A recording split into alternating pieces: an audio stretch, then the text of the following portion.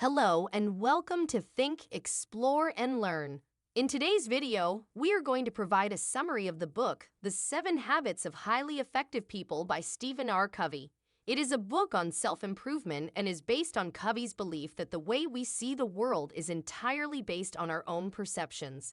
In order to change a given situation, we must change ourselves, and in order to change ourselves, we must be able to change our perceptions. The book opens with an explanation of how many individuals who have achieved a high degree of outward success still find themselves struggling with an inner need for developing personal effectiveness and growing healthy relationships with other people. Covey writes, "The way we see the problem is the problem."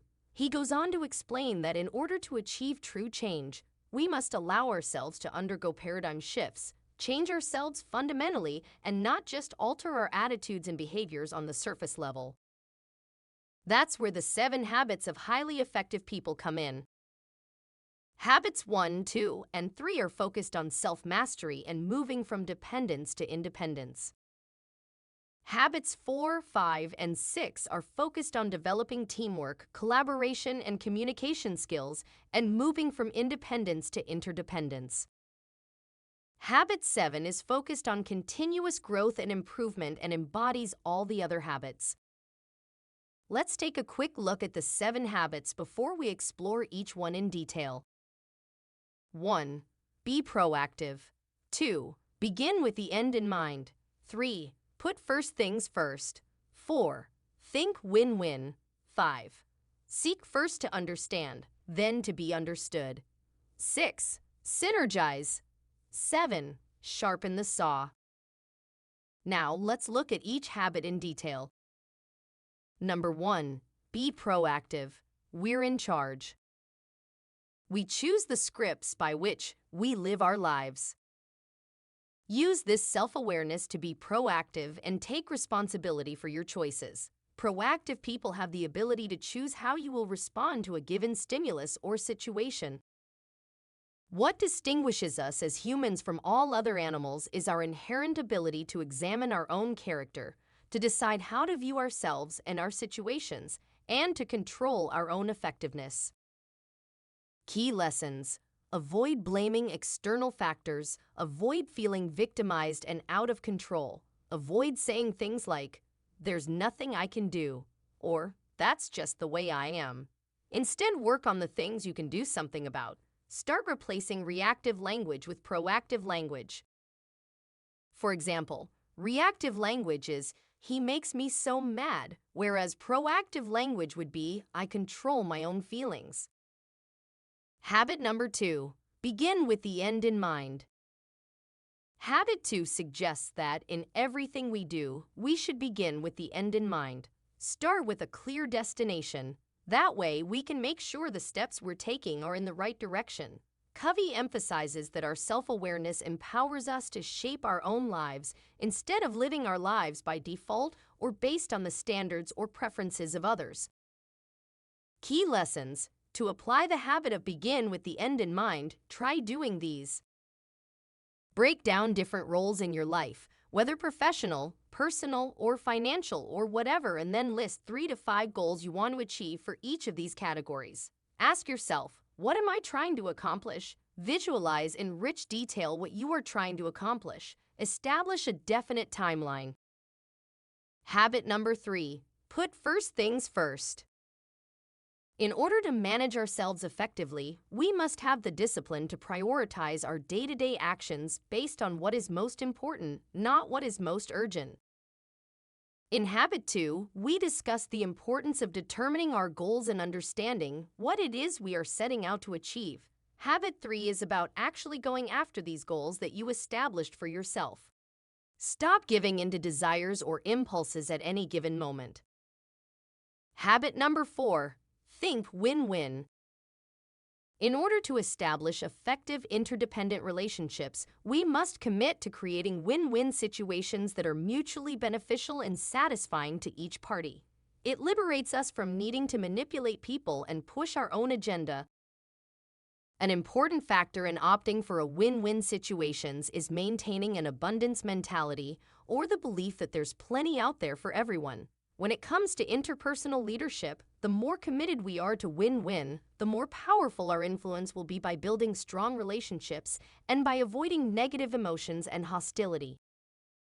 Lastly, the spirit of win-win can't survive in an environment of competition. For example, in an organization, we need to align our reward system with our goals and values and have the systems in place to support win-win.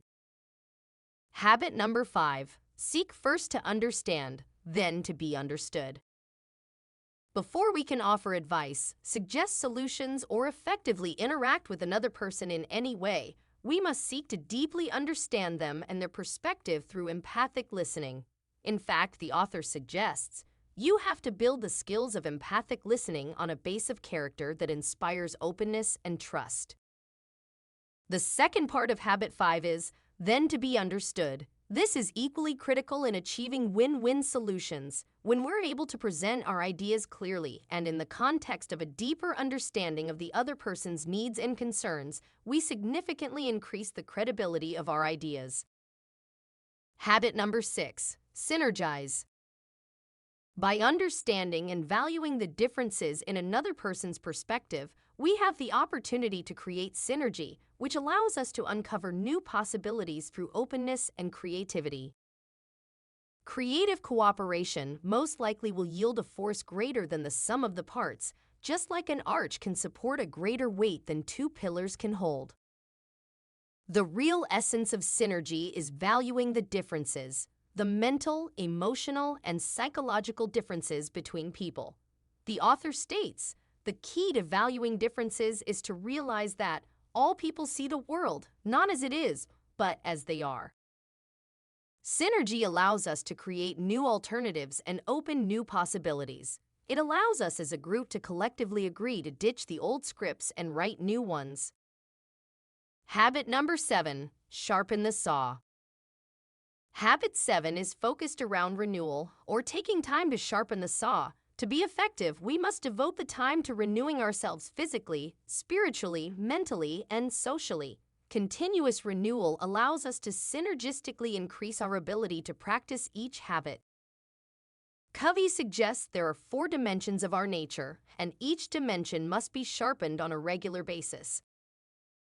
Physical dimension. The goal of continuous physical improvement is to exercise our body in a way that will enhance our capacity to work, adapt, and enjoy. To renew ourselves physically, we must eat well, get sufficient rest and relaxation, exercise on a regular basis to build endurance, flexibility, and strength. Spiritual dimension. The goal of renewing our spiritual self is to provide leadership to our life and reinforce our commitment to our value system. To renew yourself spiritually, you can practice daily meditation, enjoy nature, immerse yourself in music, painting, or any other activity that brings you peace. Mental dimension. The goal of renewing our mental health is to continue expanding our mind. To renew yourself mentally, you can read good literature. Keep a journal of your thoughts, experiences, and insights. Limit television watching to only those programs that enrich your life and mind. Social or emotional dimension. The goal of renewing ourselves socially is to develop meaningful relationships. To renew yourself emotionally, you can seek to deeply understand other people, make contributions to meaningful projects that improve the lives of others, maintain an abundance mentality, and try to help others find success. Renewal is the process that empowers us to move along an upward spiral of growth and change and of continuous improvement. We hope that you found this summary helpful in applying the book's teachings to your own life. If you enjoyed this video, please give it a thumbs up and share it with others who might benefit from it. Don't forget to subscribe to our channel for more informative videos on personal and professional development. We would also love to hear your thoughts and ideas in the comments section below.